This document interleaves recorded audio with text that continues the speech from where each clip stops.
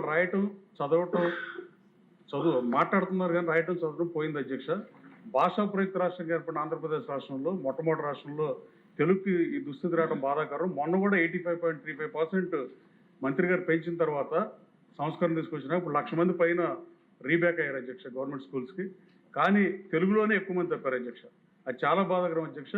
తెలుగుని సెకండరీ లాంగ్వేజ్గా పిల్లల్లో తల్లిదండ్రులు మార్కులు ఎక్కువ వస్తే సాంస్క్రిట్ తీసుకుంటున్నారు కానీ అధ్యక్ష ఎవరికి 10th వరకు సాంస్క్రిట్ అన్నాడు ఇంటర్ సాంస్క్రిట్ డబ్బులు మార్కుల కోసం తీసుకుంటున్నారు. గతంలో ఈ మార్కుల వల్ల ఎంసెట్ రాసినప్పుడు యూజ్ ఉండేది అధ్యక్ష. ఇవాళ జేఈఈ మెయిన్స్ ఇవన్నీ వచ్చిన తర్వాత ఇంటర్ మార్కులతో సంబంధం లేదు అధ్యక్ష. కేవలం కార్పొరేట్ కళాశాలకి ర్యాంకులు వస్తానికి చెప్పుకుంటాం తప్ప తెలుగులో కూడా ఈ క్వశ్చన్ పేపర్ విధానం మార్చి ఈ పద్యాలు వ్యాకరణలు కొంచెం తగ్గించి 98-99 తెలుగు కూడా స్టూడెంట్ వచ్చే లెక్క అయితే తెలుగు దూరం అవ్వకుండా తెలుగు ఈ రాష్ట్రం నుంచి బయటకు వెళ్ళకుండా ఉంటుంది అధ్యక్ష. ఈ పుణ్యం లోకేష్ బాబుని కట్టుకోవాలని కోరుతూ ఇది తీవ్రమైన అంశం అధ్యక్ష.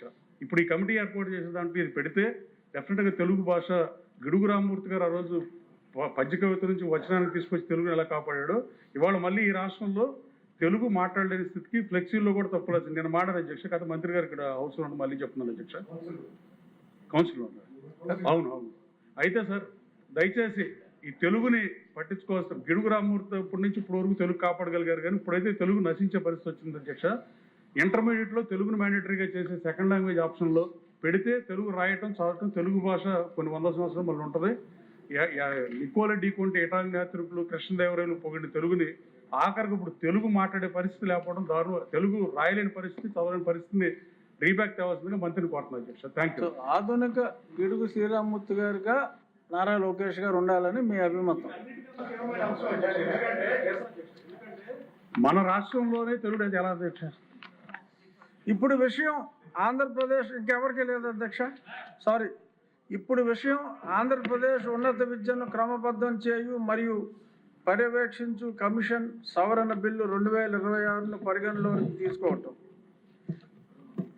ఈ ప్రతిపాదనకు సుముఖంగా ఉన్నవారు అవును అనండి, వ్యతిరేకంగా ఉన్నవారు కాదు అనండి. అవునన్నారు, అందరూ అవునన్నారు. ప్రతిపాదన ఆమోదించడమైనది. బిల్లు పరిగణలోనికి తీసుకోబడింది. ఇప్పుడు క్లాజులపై ఓటింగ్. 2 నుండి 23వ క్లాజులు. మొదటి క్లాజు ఎనాక్టింగ్ ఫార్ములా లాంగ్ టైటిల్కు ఎలాంటి సవరణలు లేవు. అవి సభా సమక్షంలో ఉన్నాయి. ఇప్పుడు విషయం 2 నుండి 23వ క్లాజులు. మొదటి క్లాజు ఎనాక్టింగ్ ఫార్ములా లాంగ్ టైటిల్కు సుముఖంగా ఉన్నవారు అవును అనండి, వ్యతిరేకంగా ఉన్నవారు కాదు అనండి. అవునన్నారు, అందరూ అవునన్నారు. 2 నుండి 23వ క్లాజులు. మొదటి clause enacting formula long title బిల్లులో భాగం అయ్యాయి. మానవ వనరుల అభివృద్ధి శాఖ మంత్రి గారు ఆంధ్రప్రదేశ్ ఉన్నత విద్యను క్రమబద్ధము చేయు మరియు పర్యవేక్షించు కమిషన్ సవరణ బిల్లు 2026ను ఆమోదించేందుకు అనుమతి కోరుతారు. అధ్యక్ష, with the permission of the chair అధ్యక్ష, తెలుగు భాష గురించి కూడా ఒక 2 మాటలు, ఎందుకంటే చాలా ఇంపార్టెంట్ సబ్జెక్ట్ అధ్యక్ష. నేను కూడా ఇంగ్లీష్ మీడియం స్టూడెంట్ని. పెద్దలు అన్నట్టు ఇంటర్లో సంస్కృత్ తీసుకునేవాడిని. సో రాజకీయాల్లోకి వచ్చినప్పుడు తెలుగు దానికి చాలా ఇబ్బంది పడేవాడిని అధ్యక్ష. వాస్తవంగా రాజకీయాల్లోకి వచ్చే ముందు తెలుగు కూడా చదువుతాం చాలా ఇబ్బంది పడేవాడిని. రాజకీయాల్లోకి వచ్చిన తర్వాత చదవగలుగుతున్నాను, అదేవిధంగా కొంత మేరకు మాట్లాడగలుగుతున్నాను. మండలి బుద్ధప్రసాద్ గారు అంత అద్భుతంగా నేను మాట్లాడలేకపోవచ్చు కానీ కనీసం ఇబ్బంది పడకుండా ఈరోజు మాట్లాడగలుగుతున్నాను అధ్యక్ష. నాలాగా పిల్లలు ఇబ్బంది పడకూడదు అనేది నా లక్ష్యం. అదేవిధంగా మాతృభాష అనేది చాలా కీలకమైనది. కేంద్రంలో కూడా గతంలో ధర్మేంద్ర ప్రధాన్ గారు విద్యాశాఖ మార్చులుగా ఉన్నప్పుడు నాతో అనేక మార్లు చర్చించారు. లేదు, మాతృభాషని విస్మరించద్దండి. ఆంధ్ర రాష్ట్రంలో మీరు ఇంగ్లీష్ మీడియంలో ఒక రౌండ్ వెళ్ళిపోయారు, కానీ మాతృభాషని కాపాడుకోవాల్సిన బాధ్యత కూడా మీ పైన ఉంది. ఇది మీరు ఎట్లా చేస్తారో ఒకసారి ఆలోచించండి ఆయన కూడా కోరటం జరిగింది అధ్యక్ష. ఇప్పుడు పెద్దలు చెప్పినట్లు ఏంటంటే ఇప్పుడు కంపల్సరీ లాంగ్వేజ్ కింద పెట్టి తెలుగు భాష మర్చిపోకూడదని చెప్పాం. బైలింగ్వల్ టెక్స్ట్ బుక్స్ అందుకే తీసుకొచ్చి అది కొనసాగిస్తాం కూడా జరుగుతుంది అధ్యక్ష. కానీ నేను సభ వైపు చూస్తున్నాను, ఎందుకంటే సభలో నాకన్నా అనేక మంది సీనియర్లు ఉన్నారు.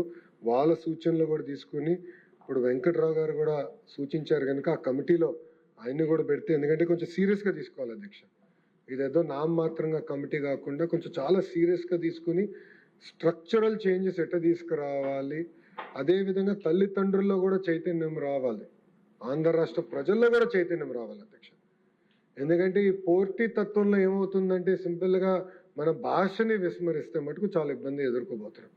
ఈ రోజు కూడా జర్మనీకి వెళ్తే అధ్యక్ష, Germany is a developed country, కానీ అక్కడ అందరూ జర్మనీ మాట్లాడతారు. అంతేందుకు అధ్యక్ష, నేను సౌత్ కొరియాకి వెళ్తే ట్రాన్స్లేటర్ ఉన్నారు అధ్యక్ష. సౌత్ కొరియాలో ఏ మీటింగ్కి వెళ్ళినా ఎక్సెప్ట్ మేబీ టాప్ 1-2 కంపెనీస్ తప్ప ఏ మీటింగ్కి వెళ్ళినా ట్రాన్స్లేటర్ ఉండాల్సిందే. వాళ్ళు కొరియన్లోనే మాట్లాడతారు, ట్రాన్స్లేట్ చేసి మనకి ఇంగ్లీష్లో చెప్తారు, మన ఇంగ్లీష్లో చెప్పింది వాళ్ళు ట్రాన్స్లేట్ చేసి కొరియన్లో చెప్తారు అధ్యక్ష. అంటే డెవలప్డ్ కంట్రీస్ కూడా మాతృభాషను ఎప్పుడు విస్మరించలేదు అధ్యక్ష. సో మాతృభాషని కాపాడుకోవాల్సిన బాధ్యత మనందరిపైన. నేను కొన్ని సంస్కరణలు తీసుకొచ్చా, అది సరిపోదని నేను కూడా భావిస్తున్నా.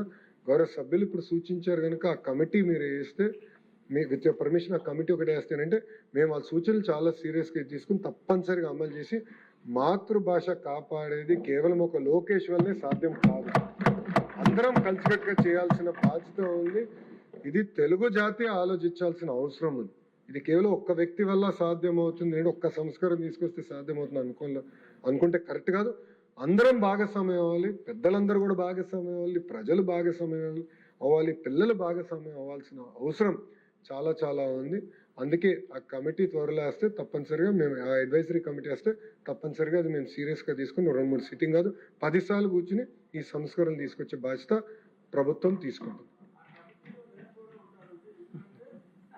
ఇంట్లో మాతృభాష గురించి మాట్లాడి దెబ్బలు తినవాడిని, అందుకని చెప్పి తప్పనిసరిగా అధ్యక్ష.